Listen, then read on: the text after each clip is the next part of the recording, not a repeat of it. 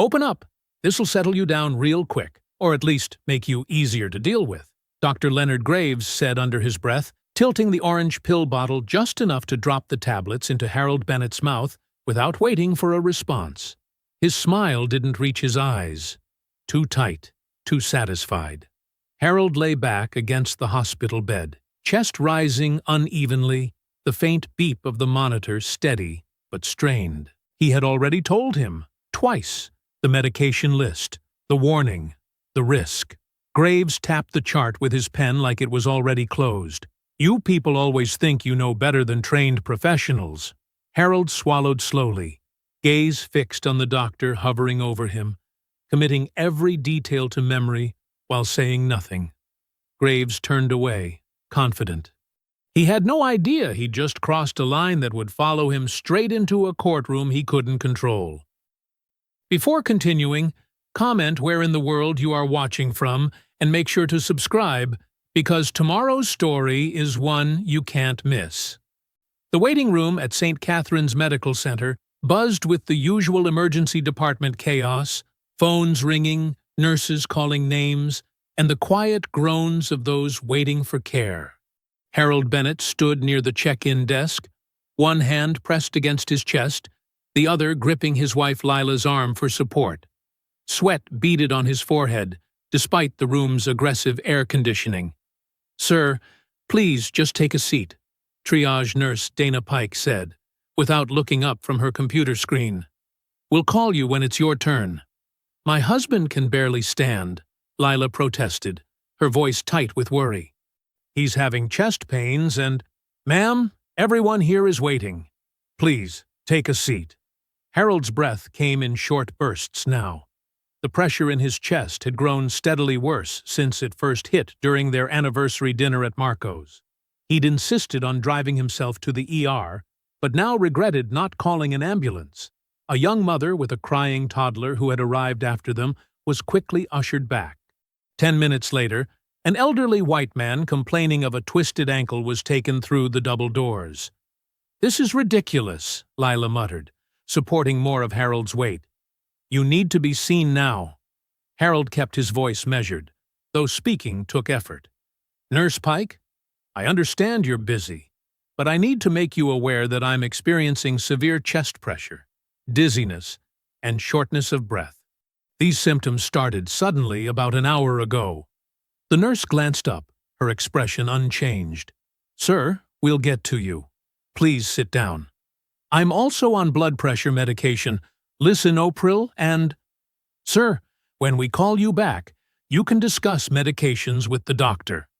Dr. Leonard Graves swept past the desk, glancing at the waiting room with practiced indifference. He paused when he saw Harold still standing there, leaning heavily on his wife. "Is there a problem here?" Graves asked, his tone suggesting the only problem was Harold himself. "Doctor," Harold said carefully, "I'm experiencing significant chest—" "Yes, yes, I heard you telling the nurse. Rather dramatically, I might add." Graves picked up a chart, scanning it without real interest. "And you've been standing here making a scene instead of sitting quietly like everyone else?" Lila bristled. "My husband is in serious pain. Ma'am, I assure you, we know how to assess genuine emergencies." Graves's smile didn't reach his eyes. "Some patients think making a fuss will get them seen faster. It won't." Harold felt the familiar burn of injustice, the same one he'd spent decades learning to channel into careful action rather than angry words. But right now, he needed medical care more than he needed to correct this doctor's assumptions. Nurse Elena Ruiz approached, concern evident in her quick assessment of Harold's gray-tinged face and labored breathing. "Dr. Graves, his symptoms are clearly exaggerated." Graves cut her off. "I've seen this type of presentation before. Usually drug-seeking behavior." Harold straightened slightly, decades of judicial dignity visible even through his pain. "Doctor, I am trying to provide relevant medical information. I have a documented history of—" "Sir," Graves interrupted, "if you continue to be disruptive, I'll have security escort you out." Now sit down and wait your turn like everyone else. Elena stepped closer to Harold, noting his worsening condition. Sir, can you tell me what medications you're currently taking? Lisinopril for blood pressure, Harold managed. Also, a daily baby aspirin and… Nurse Ruiz, Graves snapped. When I want a medication history, I'll ask for it myself. Return to your duties. Lila's voice shook with barely contained fury. How dare you speak to my husband this way? He's clearly in distress. Ma'am, your husband's theatrical performance isn't fooling anyone with medical training. If you can't control yourself, you'll need to leave. Harold gripped Lila's hand, silently asking her to hold back. He'd learned long ago that sometimes you had to swallow pride to stay in the fight. Right now, he needed to be a patient, more than a federal judge. The justice system could address this later, if he survived. Elena watched the exchange with growing horror, noting Harold's increasing pallor, and the way his breathing had become more labored. She caught the eye of another nurse, making a subtle gesture toward Harold. Finally, after what seemed like hours but was probably 20 minutes, a different nurse called, Mr. Bennett? Harold took an unsteady step forward, significantly weaker than when he'd arrived. Lila supported him as they followed the nurse toward the double doors. Elena hurried to help them, shooting a worried glance at Graves, who was already dismissing them from his mind as he reviewed another chart. Let's get you back and monitored, sir, Elena said softly, taking Harold's other arm. She could feel him trembling with exhaustion, his skin clammy under her touch. As they passed through the doors, she looked back at Graves with growing alarm. Something was very wrong here, and she had a sickening feeling it wasn't just about medical symptoms. The exam bay's fluorescent lights cast harsh shadows across Harold's face as Elena helped him onto the bed. His skin had taken on an ashen tone that made Lila's hands tremble as she arranged his hospital gown. The monitoring equipment beeped steadily, recording numbers that made Elena frown. Blood pressure 178/95, she reported, wrapping the blood pressure cuff more securely around Harold's arm. Dr. Graves barely glanced at the monitor as he entered, flipping through papers on his tablet with obvious disinterest. Mr. Bennett, we're very busy tonight, so let's make this quick. Doctor, Harold said, his voice strained but precise, I need to make sure you understand my current medications and history of… Yes. You mentioned something about blood pressure medicine. Graves waved his hand dismissively. Any allergies? No allergies, but there's a critical drug interaction you need to be aware. I'll take that as a no. Graves cut him off, typing something into his tablet. Rate your pain on a scale of 1 to 10. Lila stepped forward. Doctor, please listen. My husband is trying to tell you something important about his… Ma'am, Graves said sharply, I need you to let me do my job. Your husband can speak for himself. He turned back to Harold with exaggerated patience. Though he seems more interested in telling me how to practice medicine than answering simple questions. Elena watched Harold's jaw tighten, decades of hard-earned composure visible in how carefully he measured his next words. The pain is an 8, doctor. It's a crushing pressure in my chest that radiates to my left arm, accompanied by dizziness and shortness of breath. Graves's tone suggested he didn't believe a word. And how long have you been planning this emergency room visit? Excuse me? Lila's voice cracked with disbelief. It's a routine question, ma'am. Graves's smile was cold. We need to establish if patients have a pattern of seeking emergency care for… Attention! Harold's hands gripped the edge of the exam bed. Doctor, I was having dinner with my wife when these symptoms began. I drove myself here because I recognized the warning signs of… You drove yourself? Graves raised an eyebrow. So you weren't in that much distress then? Elena stepped forward. Dr. Graves, his vital signs indicate significant… Nurse Ruiz, Graves snapped, Please prepare 5 milliliters of hydromorphone for Mr. Bennett. Elena froze. Sir, that dosage seems… Did I stutter? Graves fixed her with a hard stare.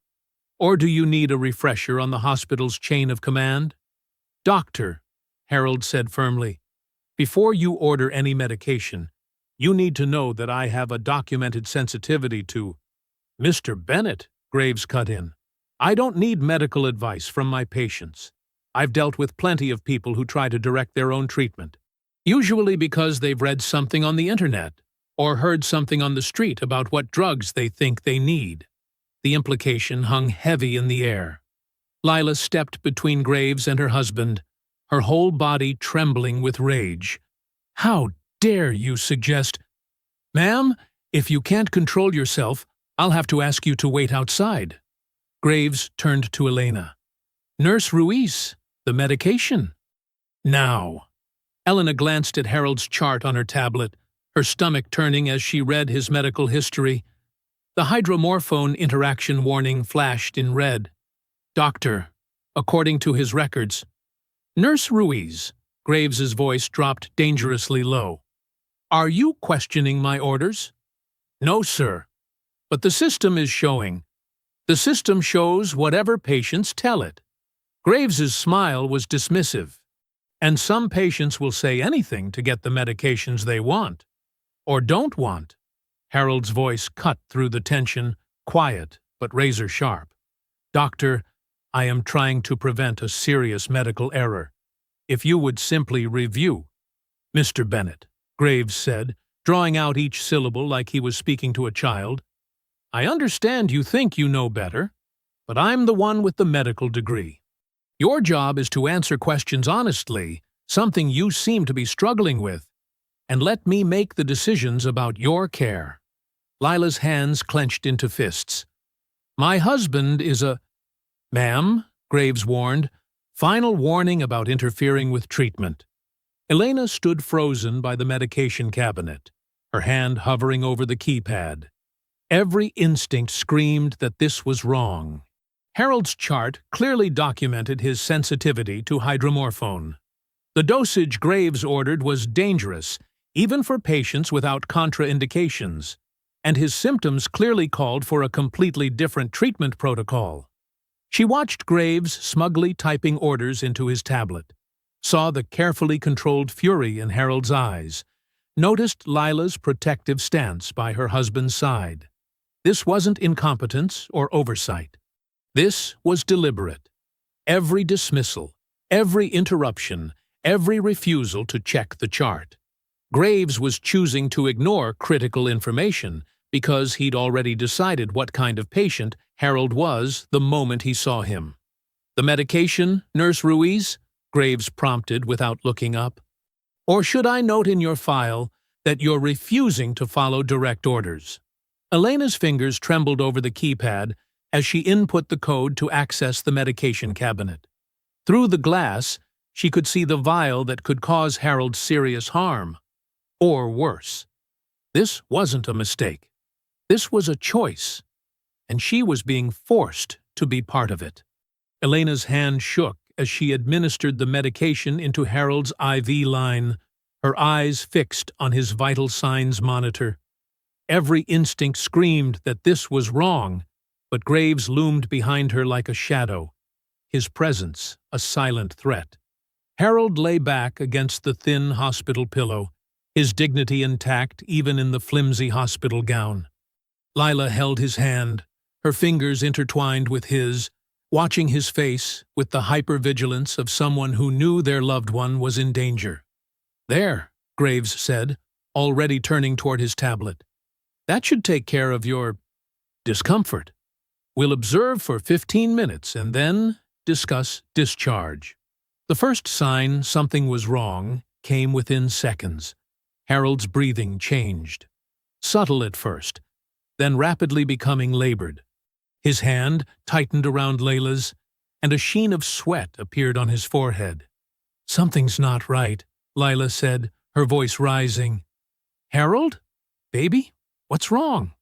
Harold tried to speak, but the words wouldn't come.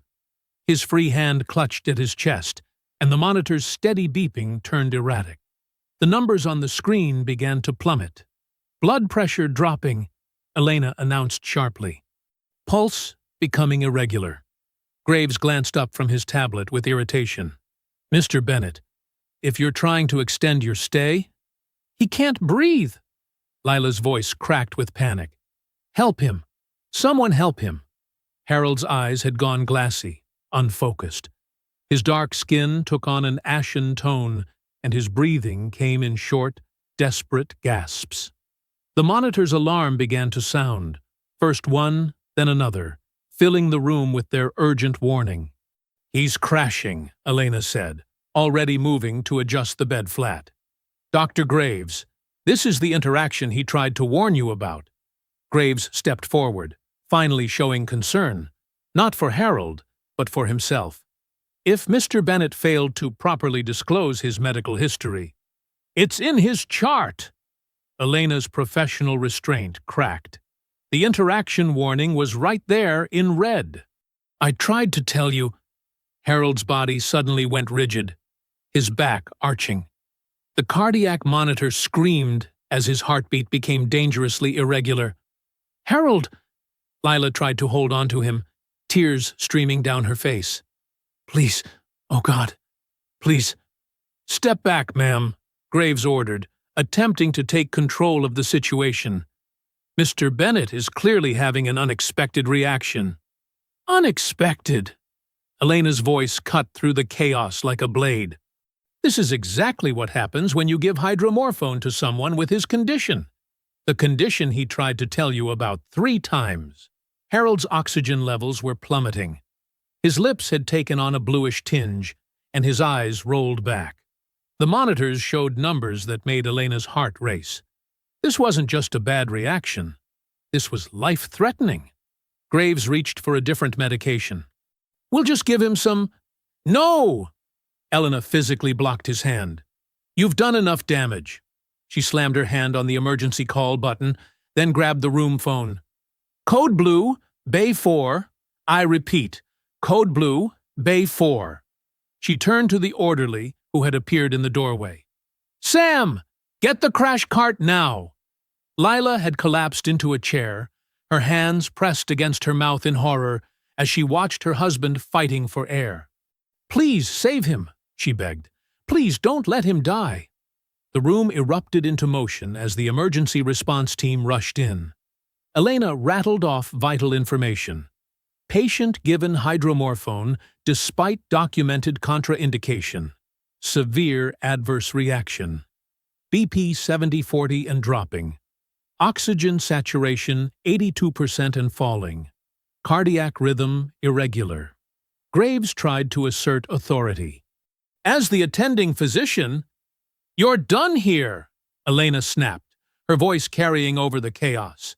"These people are going to save your patient's life, if you let them."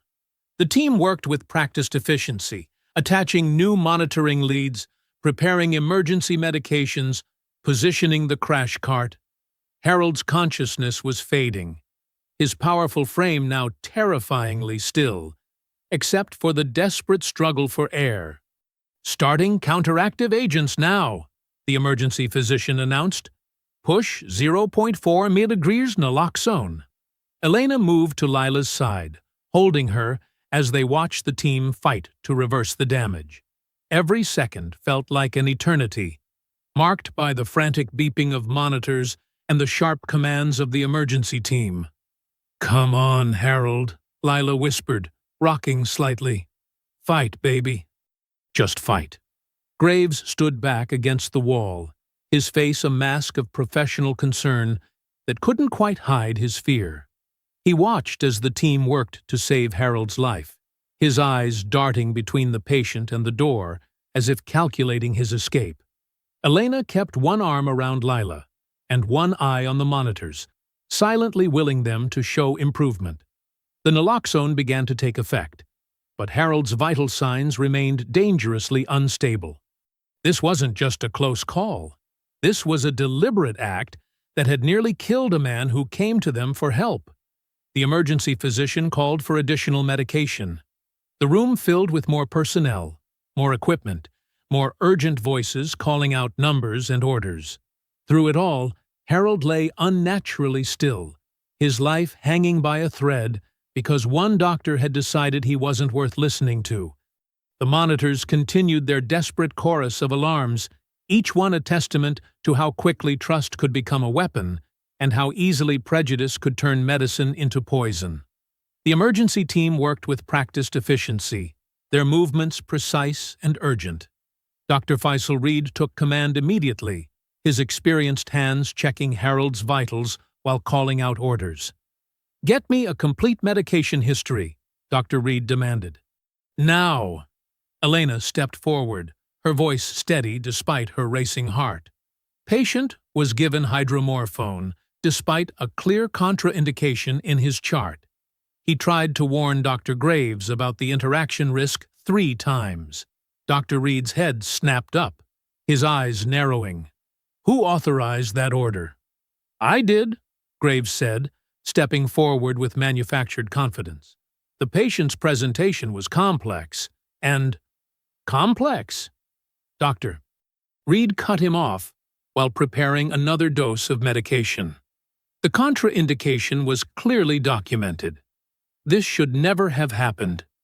Charge nurse Miriam Holt appeared at the door, tablet in hand, already pulling up Harold's records. Her face darkened as she read. "Everything's right here. Complete medication history.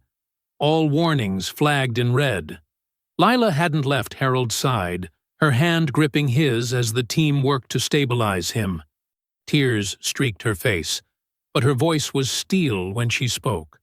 "You didn't even look at his chart, did you? You just saw what you wanted to see." Graves adjusted his white coat, his professional mask slipping slightly. "Mrs. Bennett, I understand you're upset, but medicine isn't always straightforward. Sometimes patients react unexpectedly." "Don't you dare," Elena interrupted, her hands shaking with rage. "This wasn't unexpected. This was exactly what he said would happen." The monitors showed improvement as the emergency medications took effect. Harold's oxygen levels began to climb, his heart rhythm steadying. His eyes fluttered, consciousness returning gradually.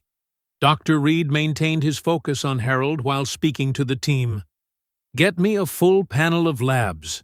I want continuous cardiac monitoring and pulse ox. Someone call the ICU.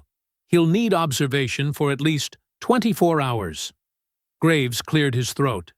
"As the attending physician, you are not making any more decisions about this patient's care," Dr. Reed stated firmly, not even looking up from his work.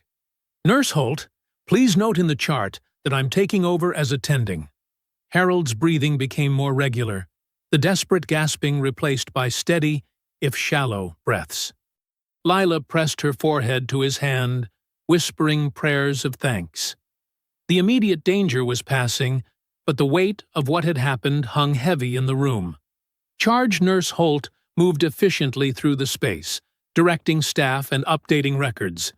Her expression was professionally neutral, but her eyes were hard when they landed on Graves. "Administration will need incident reports from everyone involved." "Of course," Graves said smoothly, his composure returning as the crisis ebbed. "I'll make sure to document the unusual nature of Mr. Bennett's reaction." "Unusual?" Elena couldn't contain her disbelief. "You gave him medication he specifically said would harm him. There was nothing unusual about his reaction. It was textbook." Dr. Reed finished adjusting Harold's oxygen flow and turned to face Graves directly. "This goes way beyond a simple medication error. The patient warned you. The chart warned you. The nurse warned you. This isn't about complex medicine. This is about not listening." Harold stirred on the bed, his eyes opening slightly. Lila leaned closer, stroking his face. "I'm here, baby. You're going to be okay." Elena watched as Graves's expression shifted, seeing the moment he decided on his strategy. His features arranged themselves into practiced concern, his posture straightening. He was no longer a doctor who had nearly killed a patient. He was a professional managing an unfortunate situation. "I'll need to speak with administration immediately," Graves said, already edging toward the door. "This kind of complicated presentation requires proper documentation." "Complicated presentation?" Nurse Holt repeated incredulously. "That's what you're calling this?" But Graves was already moving, his voice carrying back as he spoke into his phone. "Yes, I need to report a complicated case. Patient with unclear history. Unexpected medication response." Elena felt sick listening to him spin the story, watching him transform negligence into narrative. She'd seen this before. Doctors protected by systems designed to shield them from consequences, especially when their victims were minorities who didn't know how to fight back. The room had calmed somewhat, the frantic energy of emergency giving way to the steady rhythm of recovery. Harold's vital signs continued to improve, each beep of the monitor a small victory. But Elena could see the trauma written on Lila's face, could feel the wrongness of what had happened settling into her own bones. Dr. Reed finished writing orders and looked at Elena. "Good catch on the emergency response. You probably saved his life." "I should have stopped it sooner," Elena said quietly. "I knew something was wrong from the beginning." "You did everything right," Nurse Holt assured her. "Some people just think they're above being questioned." Through the glass walls of the bay, Elena could see Graves talking to hospital administrators, his gestures calm and reasonable. She watched him point to charts, shake his head sympathetically, transform assault into accident with every practiced word. Harold's eyes opened fully for the first time since the crisis began.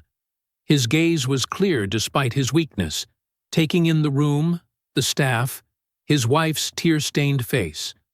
The monitors showed his heart rate increasing slightly, not from medication this time, but from the realization of what had been done to him. Harold's room had grown quieter, the medical emergency giving way to something else entirely. Hospital Administrator Cynthia Vale stood at the foot of his bed, her designer suit and perfect posture a stark contrast to the clinical setting. Next to her, Richard Voss, the hospital's legal counsel, flipped through admission papers with practiced casualness.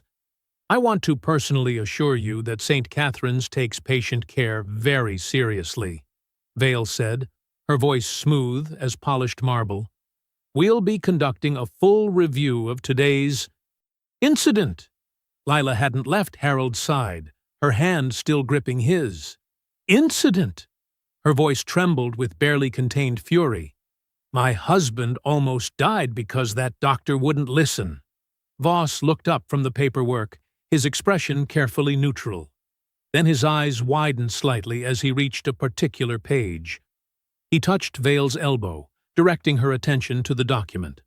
The change in their demeanor was subtle, but immediate. "Judge Bennett," Vale said, her tone shifting to something more deferential. "I had no idea we were hosting such a distinguished guest. Your reputation for fairness in the Eastern District is well known." Dr. Graves, who had been hovering near the door, went perfectly still. The color drained from his face as the implications hit him. He'd just given negligent care to a federal judge, one known for his precise legal reasoning and unflinching integrity. Elena watched the realization ripple through the room. She saw Graves's momentary panic before his features smoothed into professional concern. He stepped forward, already crafting his defense. "Your Honor," Graves began, "I need to address the confusion about your medical history. If you had been more forthcoming about your medications—" "More forthcoming?" Elena couldn't stay silent. "He told you 3 times. I heard him." "Nurse Ruiz," Vale cut in sharply, "perhaps you should check on your other patients." "She stays," Harold said quietly. It was the first time he'd spoken since regaining consciousness. His voice was weak, but carried the weight of decades on the bench. "She's a witness to everything that happened here." Voss stepped closer, his legal pad ready. "Judge Bennett, We want to ensure all perspectives are properly documented. Dr. Graves notes that there may have been some miscommunication about your medical history. Miscommunication? Lila straightened in her chair. My husband listed every medication he takes. He warned about interactions. That man, she pointed at Graves, didn't even pretend to listen. Mrs. Bennett, Vale soothed, medical situations can be very complex. This wasn't complex, Elena interrupted. The contraindication was flagged in red. Everything was in the chart. Dr. Graves chose to ignore it. Graves moved to the foot of the bed, his confidence returning as he committed to his story. Your Honor, while I regret any discomfort you experienced, the fact is that patients often forget crucial details in stressful situations. If you had mentioned— I did mention it, Harold said, each word precise, despite his fatigue. 3 times, as Nurse Ruiz stated. You dismissed each warning. You also dismissed my symptoms, my concerns, and my dignity. Now you're attempting to dismiss the truth. The room went silent. Vale and Voss exchanged glances, calculating risk and exposure. Graves opened his mouth to respond, but Vale raised her hand slightly, stopping him. Judge Bennett, Voss said carefully, we want to address any concerns you may have about your care. Perhaps we could discuss this privately, without unnecessary personnel present. Elena felt the pressure to leave, to let them manage this behind closed doors. But Harold's next words stopped her retreat. Nurse Ruiz stays, he repeated, and I suggest everyone think very carefully about what they document in my chart. Falsifying medical records is a serious offense. Graves's professional mask cracked slightly. Are you threatening me? Stating facts isn't threatening, Doctor, Harold replied. Neither is telling the truth. You saw a black man in your ER, made assumptions about his character, and decided he wasn't worth your full attention or care. You didn't know who I was then. You know now. And that knowledge is clearly affecting how you choose to remember events. Vale stepped forward, damage control mode fully engaged. Judge Bennett, I assure you that St. Catherine's has strict policies against any form of discrimination. We pride ourselves on— Ms. Vale, Harold interrupted, his voice tired but firm. I've heard enough corporate assurances for one day. I'd like to be discharged, assuming Dr. Reed approves. Of course, Vale said quickly. We'll have the paperwork prepared immediately. And please know that the hospital is prepared to discuss any concerns. I'm sure we'll have many discussions in the future, Harold said. But right now, I want to go home with my wife. Elena watched as the administrators retreated, taking Graves with them. Their whispered conversations echoed down the hall. Damage control already in motion, story already being reshaped. She began preparing the discharge paperwork, her hands shaking slightly as she documented everything she had witnessed. Lila helped Harold sit up slowly, her movements gentle, but her eyes still burning with anger. They think they can just cover this up, she said softly. They think money and lawyers will make it go away. Harold watched through the glass as Graves consulted with Voss, their heads bent together over documents. They're used to people without power to fight back, he said. Used to victims who can't challenge their version of events. The drive home was silent, streetlights casting intermittent shadows across Harold's face as Lila navigated their sedan through empty streets. His breathing had steadied, but the weight of what happened pressed heavy on both their minds. Their house, a stately colonial with white trim, stood dark except for the porch light they'd left on hours earlier, before dinner had turned into a nightmare. Inside, Harold sank into his favorite leather armchair, looking smaller than Lila had ever seen him. She touched his shoulder, feeling the slight tremor that still ran through his body. I'm calling Naomi, she said firmly. No arguments. Harold nodded, too drained to protest. Dr. Naomi Ellis had been their family physician for 15 years, earning their trust through competence and genuine care. Within 30 minutes, her silver Volvo pulled into their driveway. "I came as soon as Lila called," Dr. Ellis said, setting her medical bag down. Her calm presence filled the room as she took in Harold's pale complexion. "Tell me everything." While Naomi checked his vitals, Harold recounted the evening's events in precise detail. The initial symptoms, the waiting room, Graves's dismissive attitude, and the medication that nearly killed him. His voice remained steady, but his hands clenched the armrests when he described Graves cutting off his attempts to explain his medical history. Dr. Ellis's face darkened as she reviewed the discharge papers. "This is completely indefensible," she said, tapping the medication order. "Given your documented cardiac history and current prescriptions, this combination could have caused fatal arrhythmia. Any first-year resident would know better."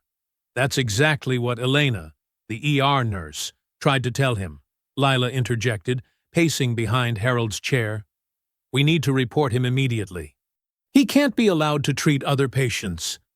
Harold reached for her hand, stilling her movement. "We will," he assured her, "but not in a way they can dismiss as emotional reaction to a unfortunate incident." His jaw tightened. "I've seen too many valid complaints buried under bureaucratic language and institutional defense." Dr. Ellis finished her examination, recording her findings in neat script. "Your blood pressure is still elevated, but your heart rhythm has stabilized. I want you to rest tomorrow. No negotiations." She looked directly at Harold. "And I mean real rest, not working from home." "I need to document everything while it's fresh," Harold insisted. "Every word, every action, every person present." "Fine," Dr. Ellis conceded, knowing better than to argue. "But limit it to 2 hours, then rest. I'll come back tomorrow evening to check on you." She paused, choosing her words carefully. "Harold, what Graves did, this wasn't just poor judgment. This was active negligence at best, intentional harm at worst." "I know," Harold said quietly, "and the speed with which they tried to rewrite events tells me this isn't his first time." He looked up at both women. "Think about it.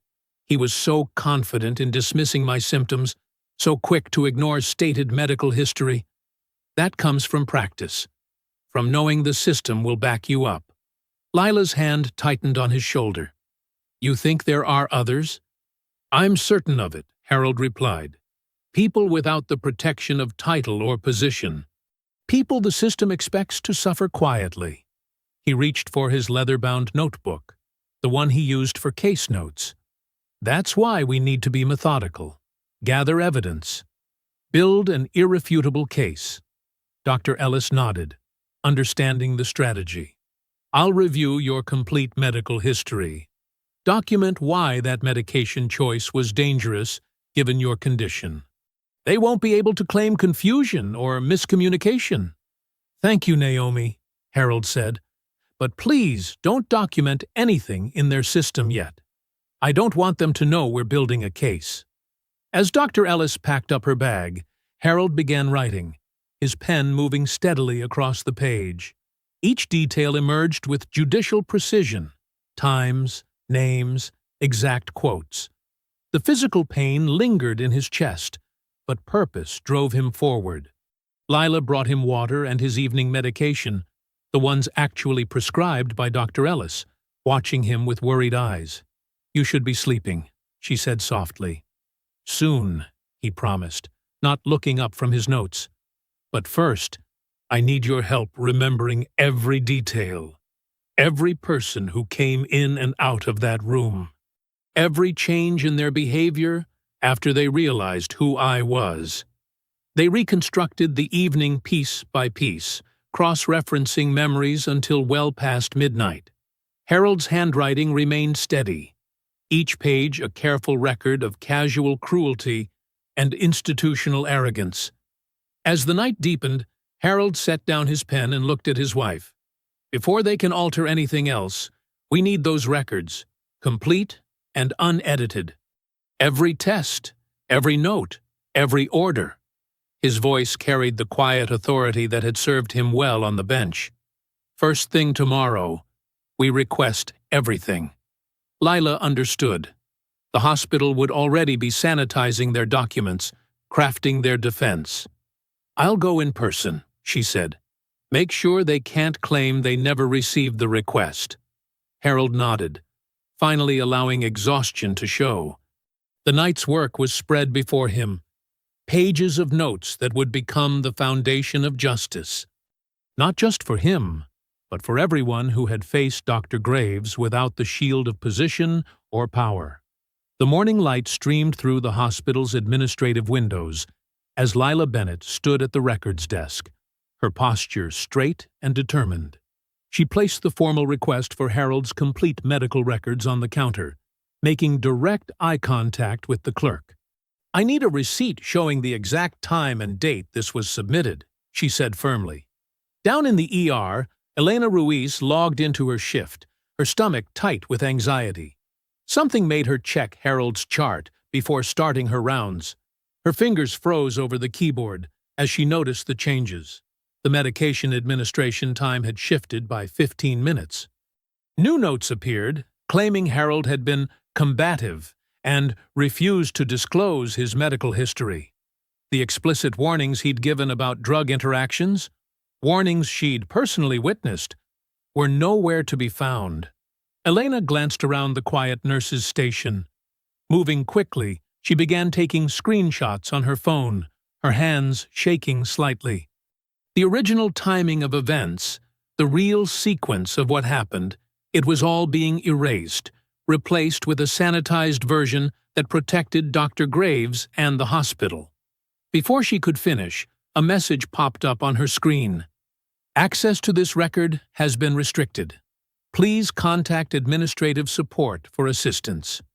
In his home office, Harold spread out the records they'd received across his desk. His reading glasses perched on his nose as he methodically compared what was written to his own detailed notes from the night before. Look at this, he said to Lila, pointing to a particularly egregious entry. According to these notes, I became agitated and refused to cooperate with examination. That never happened. Lila leaned over his shoulder, her face tightening with anger. They're painting you as the problem patient, making it seem like any complications were your fault. Classic strategy, Harold replied, his voice carrying the weight of decades observing institutional behavior. They're building a defense based on making the victim appear unreliable. The hospital's official response arrived later that morning, typed on crisp letterhead. Administrator Cynthia Vale's signature graced the bottom, her words a master class in professional deflection. Dear Judge Bennett, we take all patient concerns seriously and are conducting a thorough review of your case. Our records indicate all treatments were administered according to standard protocols. We appreciate your patience as we gather complete information. Harold set the letter down, his expression grim. Notice how they acknowledge my title now. The same hospital where Dr. Graves couldn't be bothered to listen to my symptoms suddenly remembers I'm a federal judge. Back at St. Catherine's, Elena sat in her car during lunch break, staring at her phone. The screenshots she'd managed to capture showed clear evidence of tampering, but using them meant risking everything. Her job, her references, her ability to work in healthcare. She thought of her mother's sacrifices to put her through nursing school, the mortgage she'd finally qualified for last year. Then she remembered Harold's face as the wrong medication took hold, the way Dr. Graves had dismissed him, the casual cruelty wrapped in medical authority. She thought of other patients, ones without Harold's resources or position, who might have suffered similar treatment. The hospital's upper floors buzzed with careful damage control. In a corner office, Richard Voss met with Cynthia Vale, their voices low despite the closed door. The records have been appropriately updated, Voss said, straightening his tie. Everything reflects proper procedural compliance now. Vale nodded, her manicured fingers drumming on her desk. And access has been restricted? To essential personnel only. Though that nurse, Elena Ruiz, accessed the file this morning before the restriction went into effect. Monitor her closely, Vale replied. She seemed concerned during the incident. Meanwhile, Harold made several careful phone calls from his home office. Each one helped build a clearer picture of how the hospital operated, how they handled similar incidents. He noted patterns emerging, the careful language, the strategic edits, the way problems disappeared into bureaucratic silence. This isn't just about medical malpractice anymore, he told Leela, as they reviewed his findings. They're actively falsifying records, restricting access, building a false narrative. That moves this into criminal territory. Elena's shift ended at 7, but she stayed late, watching Dr. E. Graves interact with other patients. She noticed things she'd overlooked before. How his demeanor changed based on who he was treating. How certain patients received cursory exams while others got his full attention. Making her decision, Elena waited until the evening shift change was complete. She found a quiet moment to slip into Dr. Naomi Ellis's office, having observed the family physician making her evening rounds. "Dr. Ellis," Elena said softly, closing the door behind her. "I need to speak with Judge Bennett. Privately. There are things happening here, things in the records, that he needs to know about." "And you can't go through official channels?" Dr. Ellis asked, though her expression suggested she already knew the answer. Elena shook her head. "They're changing everything, erasing what really happened. And it's not just his case." She pulled out her phone, showing Dr. Ellis the screenshots. "I think this is a pattern. But if I come forward officially..." Dr. Ellis studied the evidence, then looked up at Elena with understanding. "I'll arrange a meeting. Somewhere safe. Away from the hospital." The afternoon sun cast long shadows through Dr. Naomi Ellis's office windows as Harold and Lila Bennett sat across from Elena Ruiz. The young nurse's hands trembled slightly as she placed her phone on the desk, displaying the screenshots she'd managed to capture. "It's not just about your case, Judge Bennett," Elena said, her voice steady despite her obvious tension. "I've watched Dr. Graves for months now. The way he changes, it's like dealing with two different doctors." Harold leaned forward, his expression grave. "Tell me what you've observed. With certain patients, usually white, well-dressed, professionally employed, he's thorough, patient, even charming." Elena's fingers twisted together in her lap. "But with others, especially older black patients, or people he assumes can't fight back, he becomes someone else. Dismissive, cruel even." Lila's hand found Harold's, squeezing gently. They both recognized the pattern. It was as familiar as breathing. "There was this case last month," Elena continued. "Rosalind Wade. She came in with chest pain, just like you. Dr. Graves barely examined her. When complications developed, he blamed her for not being clear about her symptoms." Elena pulled up another set of screenshots. "Her records were altered too, the same way they tried to change yours." Dr. Ellis, who had been listening quietly, spoke up. "I reviewed Mrs. Wade's case afterward. The complications were entirely preventable, if someone had just listened to her." Harold's jaw tightened. "Do you have contact information for Mrs. Wade?" 2 hours later, Harold and Lila sat in Rosalind Wade's modest living room. Family photos lined the walls, children's graduations, grandchildren's birthdays, moments of joy and achievement that spoke of a life built with care and determination. Rosalind Wade herself sat carefully in her armchair, her son Trevor standing protectively nearby. The resemblance between them was clear, the same determined set to their mouths, the same watchful dignity. When Dr. Ellis called, I almost didn't agree to meet, Rosalind admitted. What's the point of reliving it?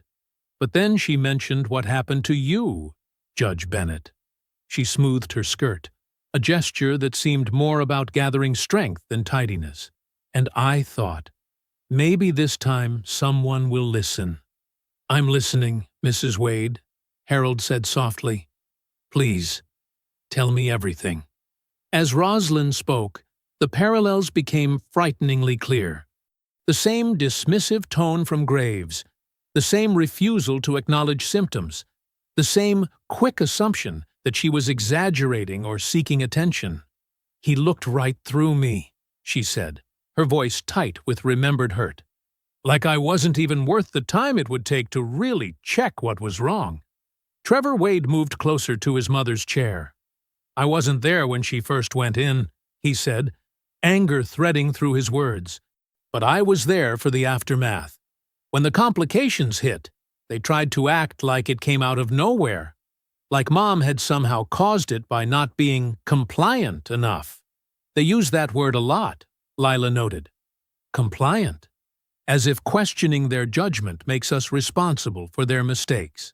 Mistakes? Trevor's laugh was bitter. These aren't mistakes. This is a system working exactly how some people want it to work. Harold watched Rosalind's hands, steady now as she showed them her own medical records.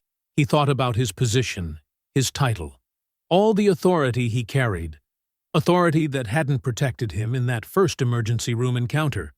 But that made the hospital scramble once they discovered who he was. Mrs. Wade, he said carefully, what happened to you and to me, it's part of something larger, something deliberate. And I believe we have an opportunity to expose it. You mean fight the hospital?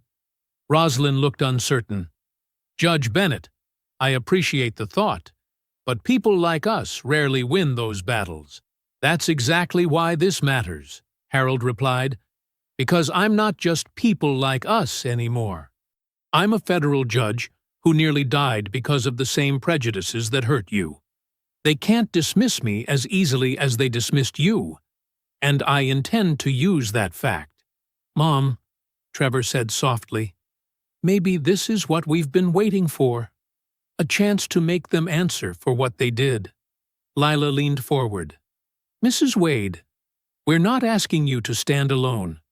We're asking you to stand with us, to help show that what happened wasn't isolated or accidental. Rosalind looked at her son, then back at the Bennetts. Years of learned caution warred with the need for justice in her expression. Finally, she nodded. Tell me what you need from me. As they left the Wade home an hour later, Harold felt the weight of responsibility settling deeper on his shoulders. His status as a federal judge had always been both shield and sword in the fight against injustice. Now it would serve as both again, not just for him, but for Rosalind Wade and others like her. Across town, Elena Ruiz climbed the stairs to her apartment, exhausted from her shift and the emotional drain of the afternoon's meeting. She noticed the official envelope immediately, its crisp hospital letterhead stark against her welcome mat. Her hands were steady as she picked it up, but her heart raced as she read the suspension notice inside. The formal language couldn't disguise the threat. Pending review of protocol violations. The morning light had barely touched the windows of Jonah Price's law office when Harold and Lila Bennett arrived. Dark circles under Harold's eyes betrayed his sleepless night, but his posture remained as straight as ever. Doctor. Naomi Ellis followed them in, carrying a thick medical file, while Elena Ruiz slipped through the door last, looking over her shoulder as if expecting to be followed. Jonah Price's office wasn't flashy, just clean, organized, and purposeful, like the man himself. Books on civil rights law lined the walls, and his desk held neat stacks of active case files. He rose to greet them, his handshake firm and steady. Judge Bennett, Jonah said, I've reviewed the preliminary notes you sent over. Let's get everything laid out properly. He gestured to the conference table where legal pads and pens waited. Harold placed his detailed account on the table. Everything is documented chronologically, starting with the initial wait time disparities. Lila touched her husband's arm. Tell him how it felt, Harold. Not just what happened. Harold's carefully maintained composure wavered for a moment. I knew what was happening the moment Dr. Graves dismissed my symptoms. I've seen that look countless times. Like my pain wasn't real. Like my life wasn't worth his full attention. Elena stepped forward, placing her copied screenshots on the table.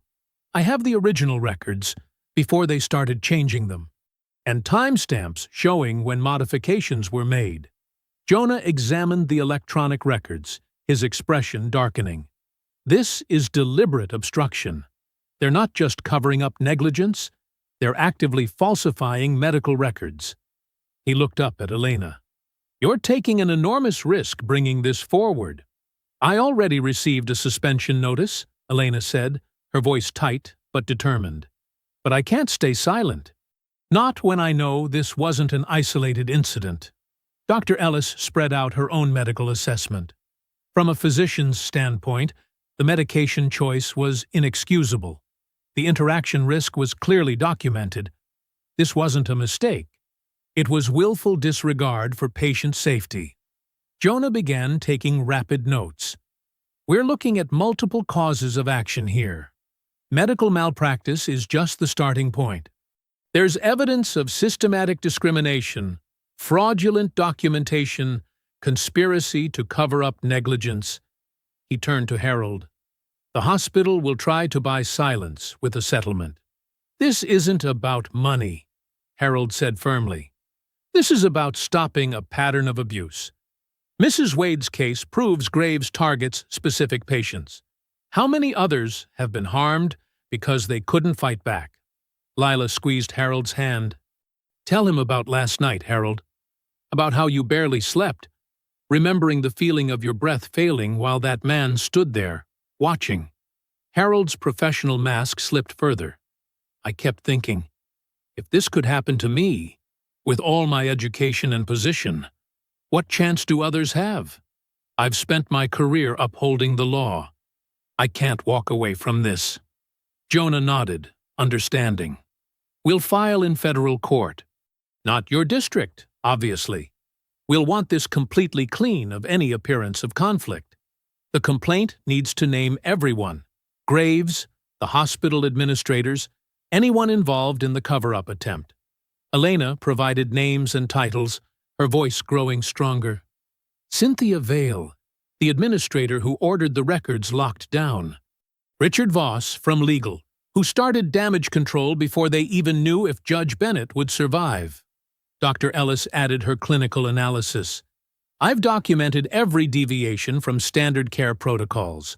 The pattern shows deliberate choices, not errors in judgment. They worked through the morning, building the complaint piece by piece. Harold's legal training helped shape the narrative, while Lila kept redirecting them to the human impact. Elena provided crucial timeline details, and Dr. Ellis translated medical negligence into clear violations of care standards. The hospital will claim internal review processes haven't been exhausted, Jonah said, organizing the exhibits. But the active falsification of records creates immediate, irreparable harm. We can argue for emergency intervention.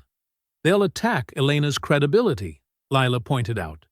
Try to paint her as a disgruntled employee. Let them try, Elena said. My performance reviews are perfect. They suspended me for protocol violations, but won't specify which protocols. The timing alone proves retaliation. Harold reviewed the draft complaint, his judicial experience spotting potential weaknesses. We need to emphasize the pattern. My case opened the door, but this filing is about systematic discrimination in medical care. The press will pick this up fast, Jonah warned. A federal judge nearly killed by Dr. Bias. It's going to explode. Good, Lila said firmly. Let everyone see what's happening in that hospital. Sunlight is the best disinfectant. By late afternoon, the complaint was polished and ready.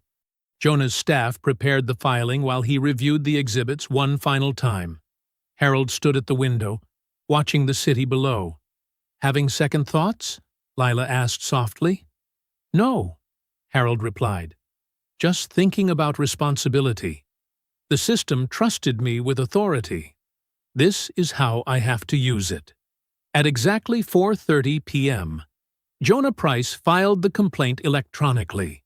Within an hour, his phone began ringing with calls from local reporters. The first battle was joined. Elena straightened her shoulders, despite her obvious exhaustion. "I should head home. Tomorrow's going to be interesting." "You're not alone in this," Harold assured her. "None of us are anymore." The courthouse steps buzzed with activity as reporters clustered around Jonah Price. Camera lights flashed while he delivered measured statements about institutional accountability and patient safety. Inside his office, Harold and Lila Bennett watched the coverage on a small television, while Elena sat nervously checking her phone. "Channel 7 is running with the audit trail story," Jonah said, returning from his press conference. "The timestamps don't lie. They changed those records after you collapsed, Judge Bennett." Harold nodded grimly. "How long before the hospital responds?" "They're already." Jonah's phone buzzed. He glanced at the screen. "Speaking of which, 3 reporters asking about Elena's suspension. They smell blood in the water." Elena wrapped her arms around herself. "I knew they'd come after me, but—" Her phone chimed with another message. "My co-workers are sending warnings. Dr. Graves is on a rampage in the ER." "Let him lose control," Lila said. "The more he shows his true nature, the better." The office phone rang. Jonah's assistant patched through a call from a local news producer. They wanted Elena for an interview about workplace retaliation. For a moment, it felt like momentum was building, like truth might actually break through. That feeling lasted exactly 47 minutes. Richard Voss's first counterstrike came via email to every major newsroom in the city. The hospital's official statement questioned Elena's emotional stability and history of workplace conflicts. It mentioned numerous documented instances of protocol violations without specifying a single one. "They can't just lie like that," Lila protested. "They can imply anything they want," Jonah said grimly. "The damage is done before we can even respond." Elena's phone buzzed again. Her hands shook as she read the message. Sarah Martinez, the other nurse who saw what happened, she just backed out. Says she might have misremembered some details. "What changed her mind?" Harold asked quietly. "The hospital's parent company owns shares in the nursing agency her husband works for," Elena said. "They got to her through him." Jonah's office became a war room as the attacks escalated. Each hour brought new challenges. The hospital's legal team filed motions questioning the admissibility of Elena's screenshots, citing chain of custody issues and internal privacy policies. "They're trying to bury the evidence under procedural challenges," Harold explained to Lila. "Make it so technically complicated that the truth gets lost in legal maneuvering." Dr. Graves himself remained carefully invisible, speaking only through carefully worded statements from the hospital's PR team about his distinguished record of service and commitment to equal care for all patients. By late afternoon, Richard Voss had orchestrated his masterpiece. A former colleague of Elena's appeared on local news, describing her as emotional and prone to exaggeration. The woman's statement was perfectly crafted, not quite defamation, but devastating in its implications. "That's Jessica Torres," Elena said numbly, watching the interview. "We worked together for 3 years. She was at my wedding." Her voice cracked. "They must have promised her the head nurse position I was in line for." Lila paced the office, her anger building. "So this is how they do it. They don't just hurt people. They destroy anyone who dares to speak up about it." Harold sat at Jonah's conference table, reviewing the growing stack of hostile filings. His judicial experience let him see the strategy taking shape. They weren't just attacking the evidence. They were trying to shrink the entire case down to nothing more than a simple medication error. "Look at this motion," he said, holding up a document. "They want to exclude any mention of other patients or pattern of behavior. Make it impossible to prove discrimination." Jonah nodded grimly. "They're trying to isolate your case, make it seem like a one-time mistake rather than systematic abuse. Without supporting evidence, the truth doesn't matter if we can't prove it in court," Harold finished. The sun was setting when the final blow landed. A judge had granted an emergency motion limiting the scope of evidence that could be presented at initial hearings. Elena's screenshots were temporarily suspended pending further review. The hospital's internal investigation records were declared privileged. Jonah closed his laptop with a heavy sigh. "Judge Bennett, I need to be straight with you. They're boxing us in. Without Elena's evidence, without supporting testimony, without the ability to show pattern and practice," he spread his hands, "Graves might walk away with nothing more than a minor settlement and some bad publicity." The office fell silent. Outside, the media vans were already packing up, moving on to the next story. Power was doing what power did best, smothering truth under an avalanche of legal machinery and institutional pressure. Elena stared at her phone, now filling with messages from former colleagues distancing themselves from her. "They're not just trying to win the case," she said softly. "They're sending a message to anyone else who might think about speaking up." Lila took Harold's hand, feeling the tension in his grip. She could see the weight of it crushing down on him, not just his own injury, but the realization that even a federal judge could be rendered nearly powerless against systemic injustice when it closed ranks to protect its own. Harold sat in his home office well past midnight, surrounded by stacks of medical records and billing documents. His near-death experience had left him physically drained, but his mind remained razor-sharp. Something about the hospital's aggressive response didn't add up. "Look at this," he said to Lila, who refused to let him work alone. "Every time they altered my chart, they also changed the billing codes." Lila leaned closer, squinting at the papers. "What does that mean?" "It means this isn't just about covering up what Graves did to me." Harold spread out several documents across his desk. "These changes affect how much they charge insurance companies." The bedroom phone rang. At this hour, it could only be Jonah Price. Harold put him on speaker. "Judge Bennett, are you sitting down?"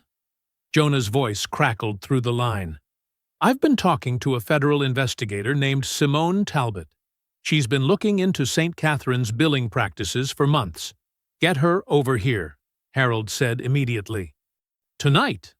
An hour later, Simone Talbot stood in Harold's office, her precise movements matching her crisp federal investigator's demeanor. She laid out her own files next to Harold's records, while Elena Ruiz, who'd joined them, studied the patterns with growing recognition. Every time Dr. Graves dismissed a patient's symptoms or gave substandard care, Elena said, the charts would change afterward. "I thought it was just covering his mistakes, but the changes always included updated billing codes," Simone finished. She pointed to specific entries. "Look here.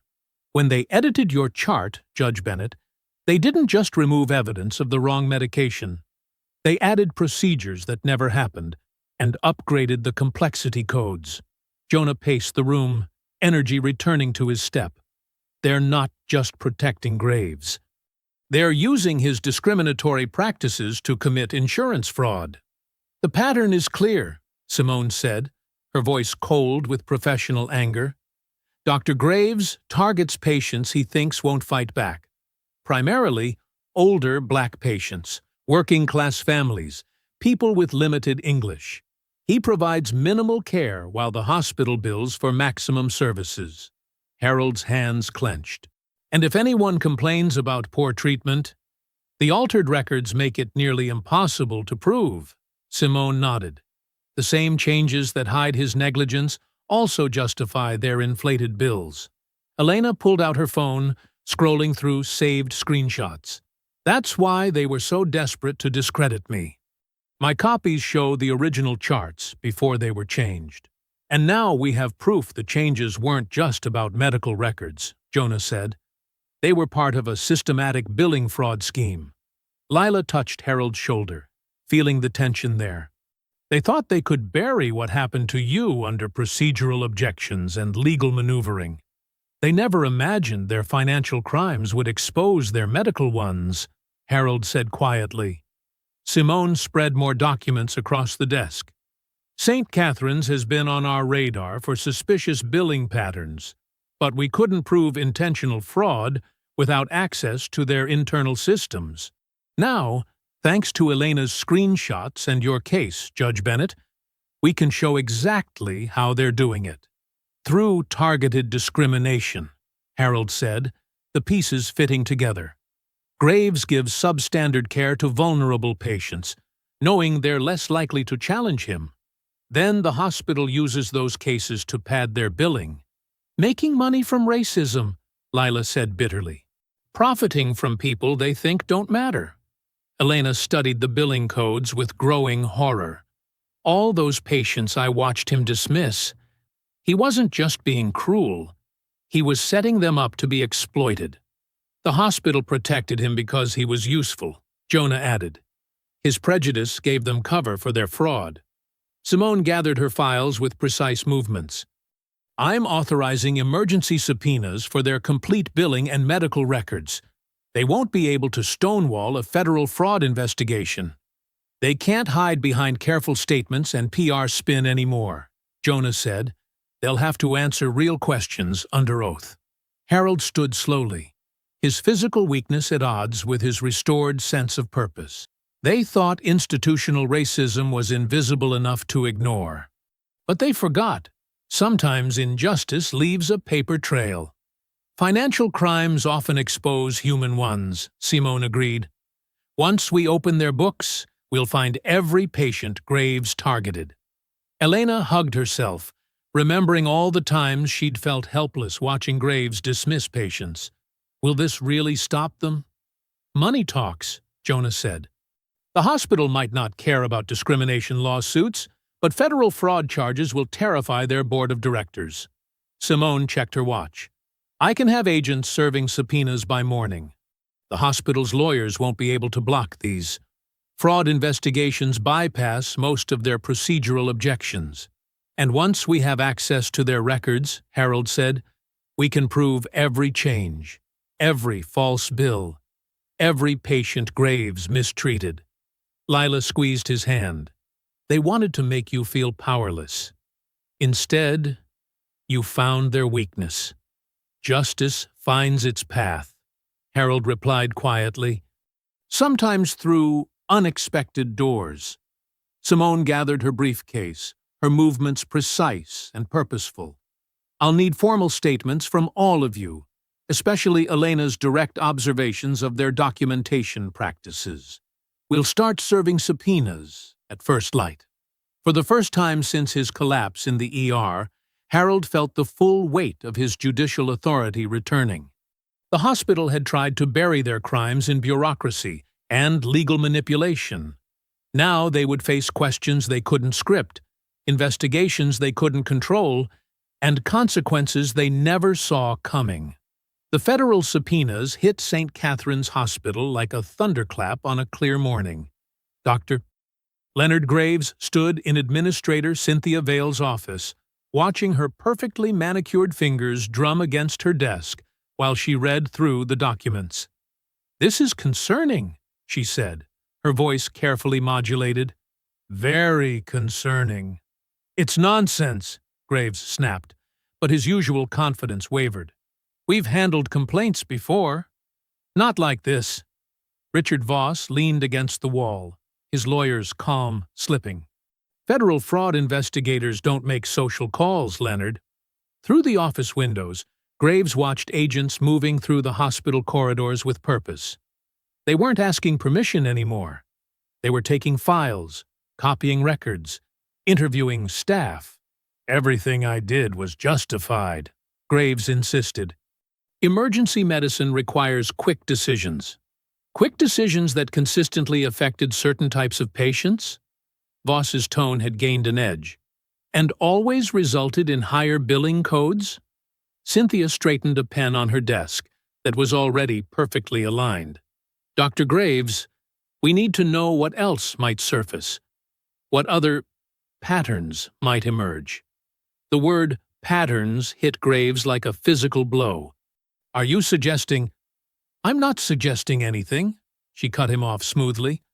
I'm asking what else we need to prepare for. Down in the Federal Investigation Command Center, formerly Conference Room B, Simone Talbot methodically built her case. Harold Bennett sat with her, reviewing files as they emerged. Look at this one, Simone said, sliding over a chart.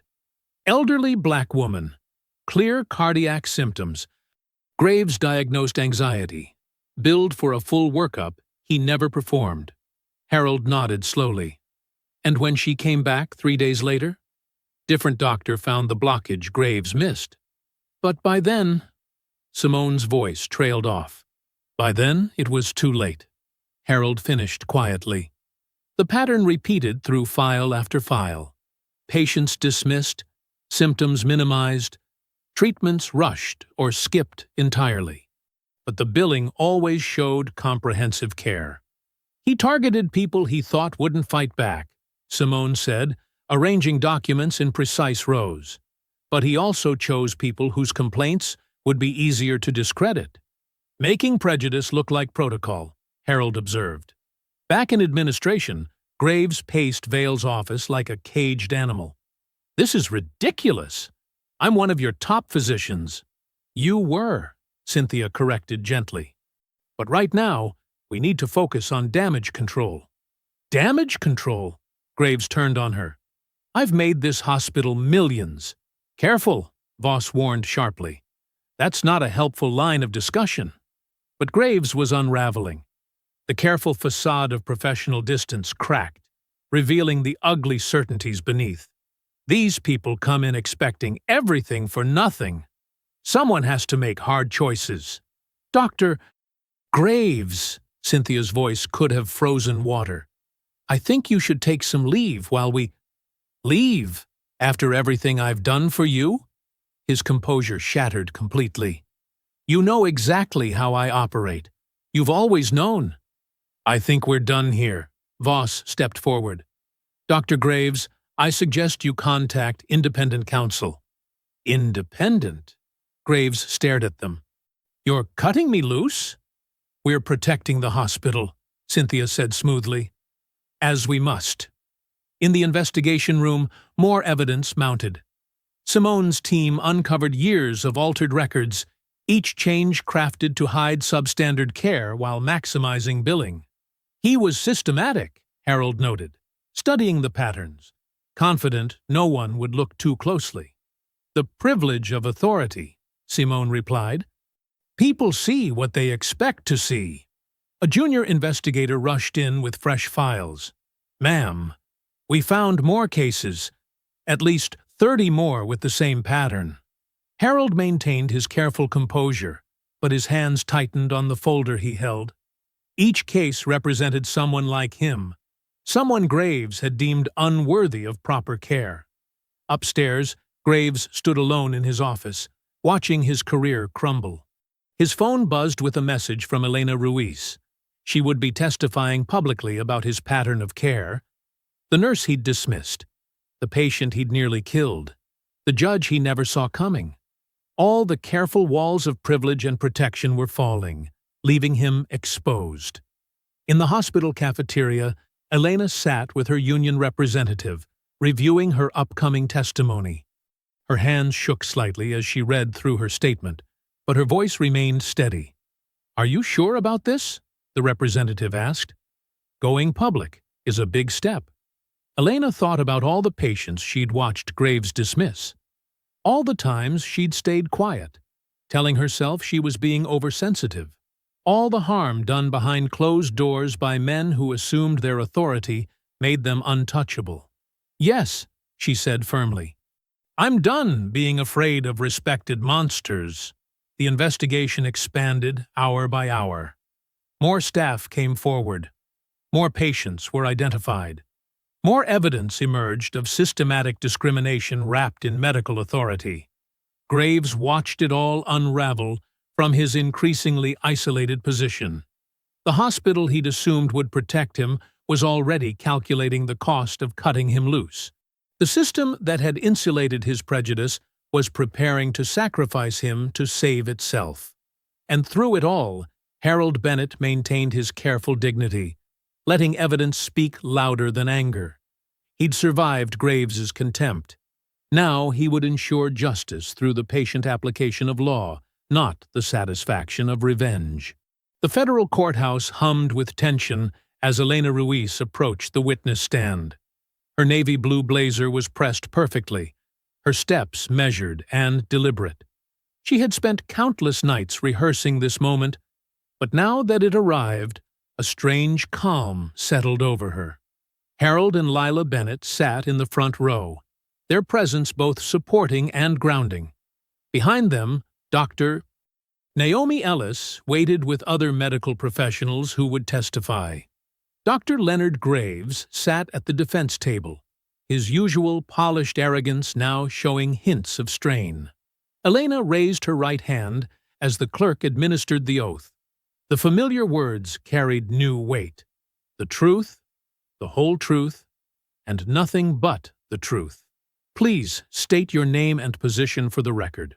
Jonah Price began, his voice steady and clear. Elena Ruiz. I'm a registered nurse at St. Catherine's Medical Center, currently on administrative leave. Ms. Ruiz, please tell us about the night Judge Bennett came to the emergency room.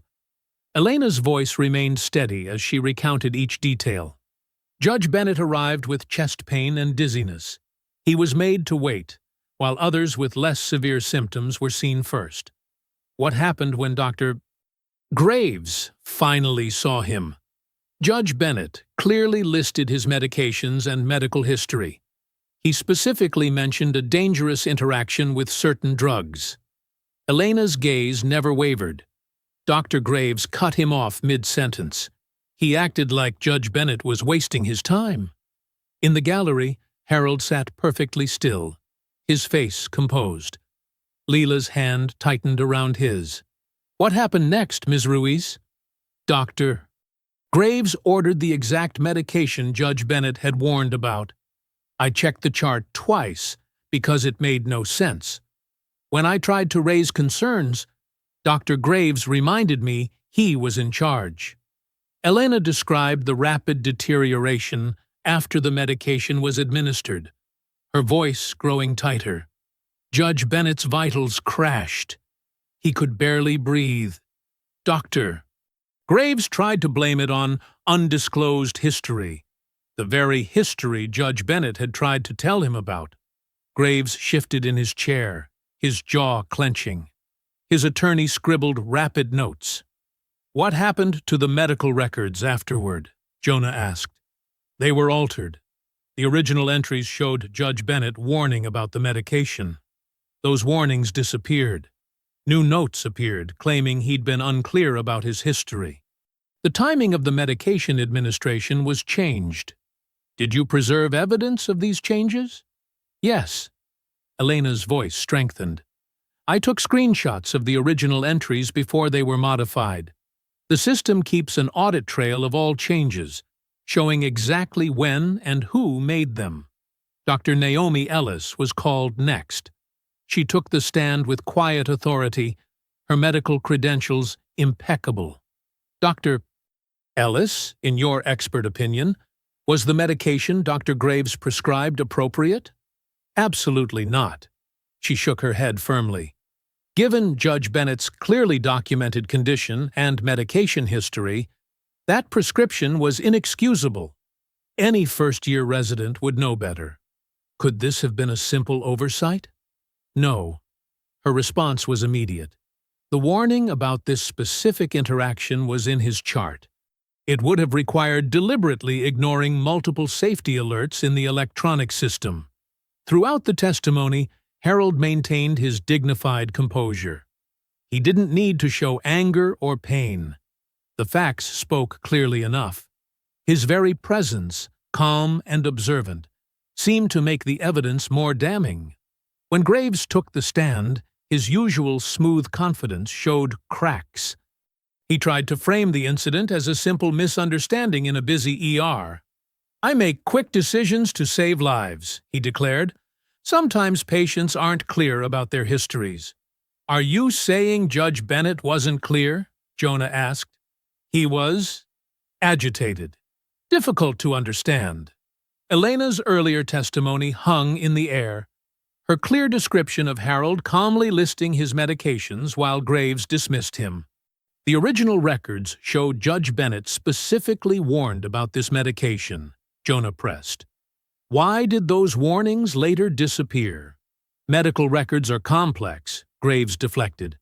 "Updates and clarifications are routine." "Are complete rewrites after adverse events routine?" Graves's composure slipped further. "I made appropriate medical decisions based on the information I had." "The information you chose to hear," Jonah corrected. "Or should we review the audit trail showing exactly when these routine updates occurred?" The room felt the shift as Graves's answers grew increasingly evasive. His carefully maintained facade began to crack. "I don't recall the exact timing of record updates," he said, his voice tighter. "ER situations are fluid." "But you recall being certain Judge Bennett was difficult to understand?" "That's not... Graves stuttered, his polished demeanor crumbling. "You're twisting my words." The gallery watched his control dissolving. Every deflection, every contradiction, made the truth more obvious. This wasn't about one rushed decision. This was about power, prejudice, and the assumption that some patients could be dismissed without consequences. Elena sat straight-backed in the witness box, no longer afraid. Harold observed it all with judicial clarity, while Lila's presence reminded everyone of the human cost behind the legal proceedings. The institutional silence that had protected Graves for so long was finally, irrevocably, broken. The courthouse steps had barely cooled from the morning's testimony when Simone Talbot's team descended on St. Catherine's Medical Center. They moved with practiced efficiency, securing records and computers before anyone could routinely update more files. The morning's revelations had given them all the authority they needed. Dr. Leonard Graves stood in his office, watching agents box up his files.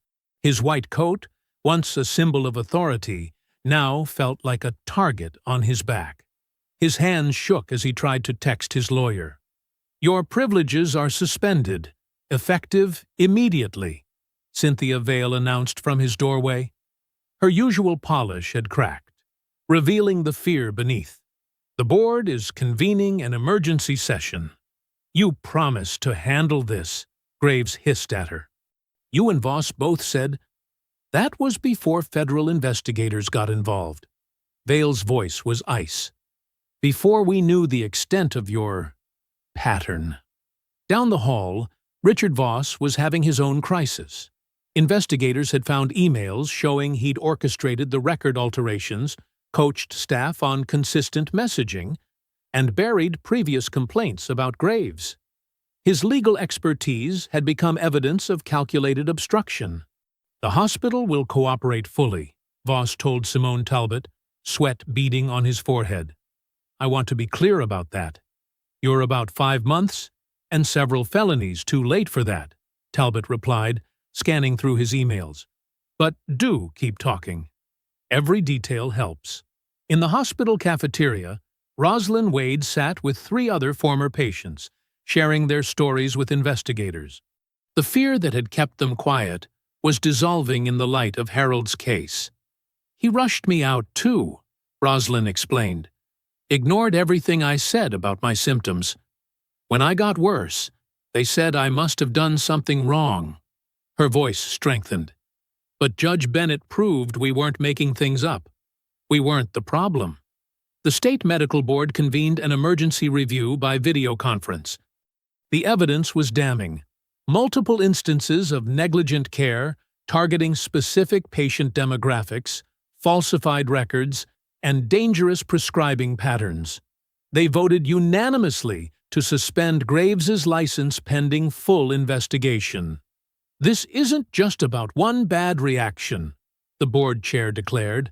"This is about systematic abuse of medical authority and public trust." Graves paced his office like a caged animal. His phone buzzed constantly. Colleagues distancing themselves, journalists seeking comment, lawyers offering representation. The carefully constructed walls of his privilege were crumbling. "You can't do this," he snapped when security came to escort him out.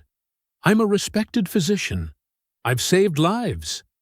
"And endangered others," the head of security replied firmly. "Please don't make this more difficult."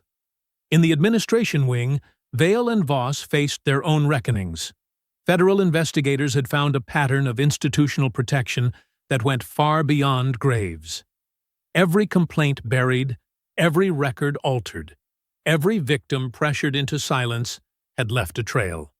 "We were protecting the hospital's reputation," Vale insisted to investigators.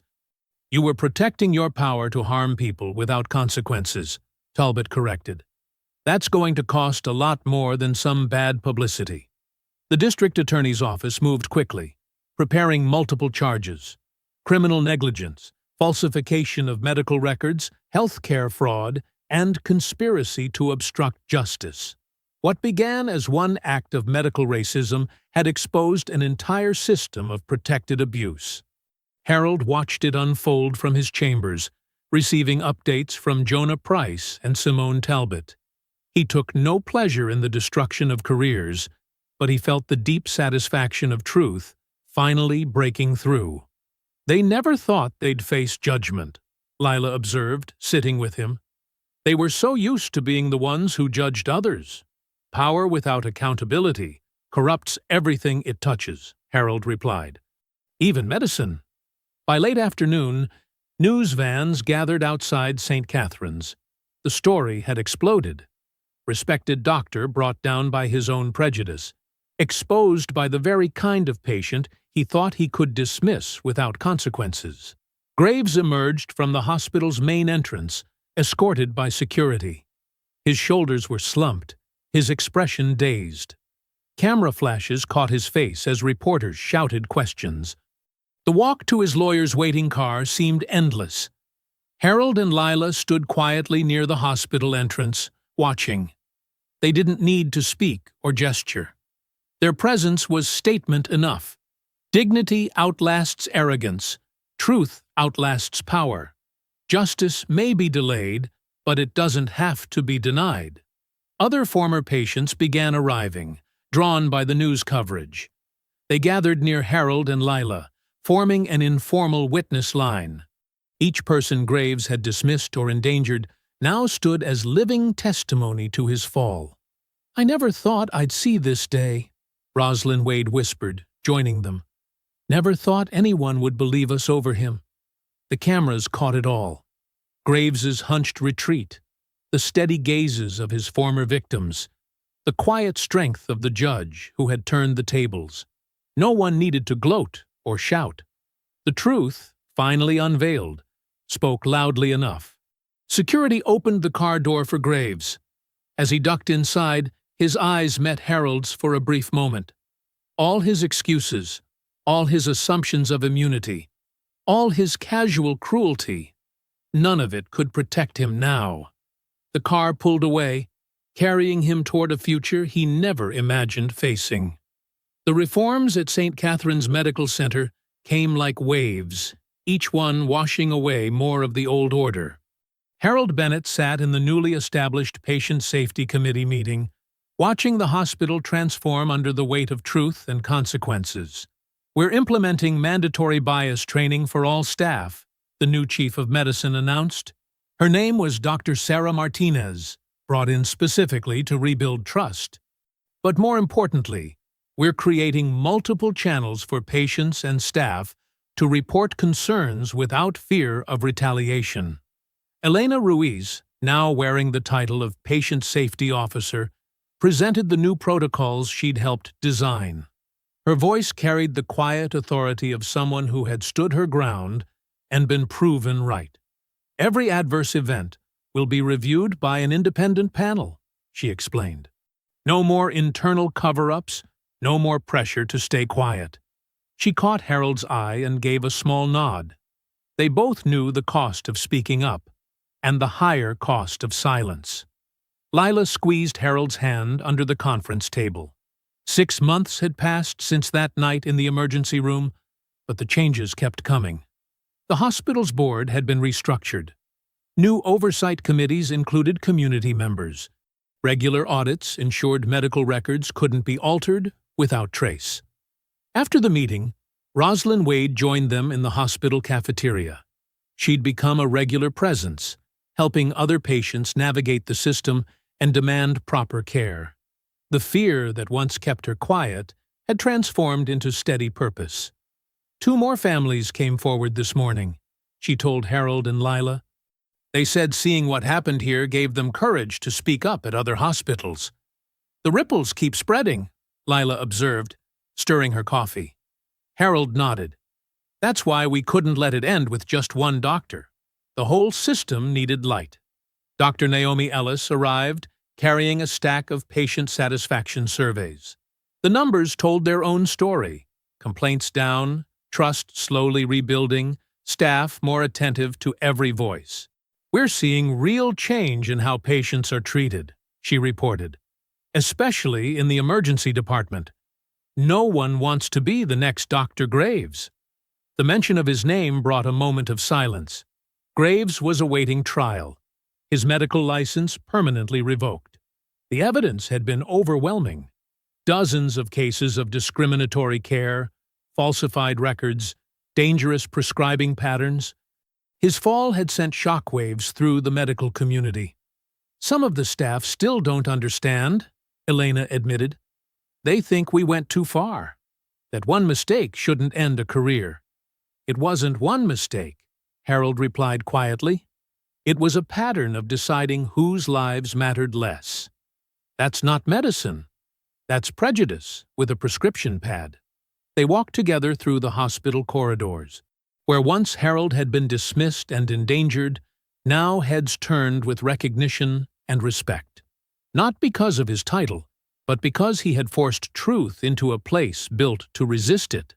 A group of medical students passed by, deep in discussion about ethics and accountability.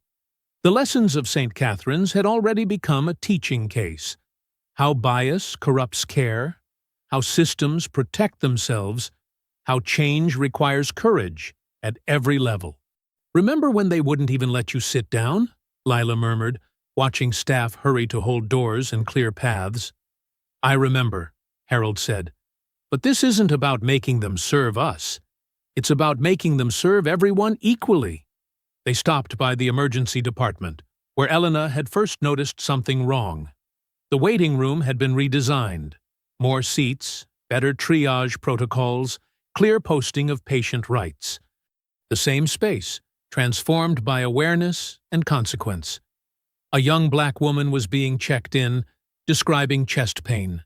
The triage nurse listened carefully, documented everything, ordered immediate tests. No dismissal, no assumptions, no casual cruelty masked as medical judgment. "That's what victory looks like," Rosalind said softly. "Not punishment, but protection. Making sure the next person gets the care we were denied." Dr. Martinez approached their group, tablet in hand. "The External Review Board approved our new policies," she announced.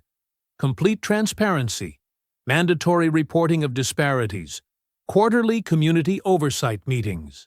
Harold reviewed the documents, noting how many of the changes echoed points from his original complaint. The hospital that had tried to bury his case was now legally bound to prevent similar harm. "It's a good foundation," he said, "but standards only work if people enforce them."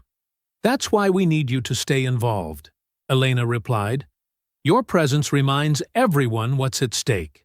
They made their way toward the main entrance, passing walls now covered with patient rights information in multiple languages. Staff who had once looked away now met their eyes, offering respectful nods or quiet greetings. At the front doors, Harold paused. He remembered stumbling through here, weak from the wrong medication, burning with the knowledge of deliberate harm. Now he stood straight and strong, with Lila beside him, in a space transformed by refused injustice. "Ready to go home?" Lila asked. Harold looked around one last time, at Elena heading back to her office, at Rosalind speaking with a concerned family, at the steady flow of patients receiving the care they deserved. The hospital hadn't just changed its rules, it had changed its reality. "Yes," he said, "our work here is done." Together, they walked through the doors that had once nearly closed on his life. The afternoon sun was bright, and the path ahead was clear. If you enjoyed the story, leave a like to support my channel, and subscribe so that you do not miss out on the next one. On the screen, I have picked 2 special stories just for you. Have a wonderful day.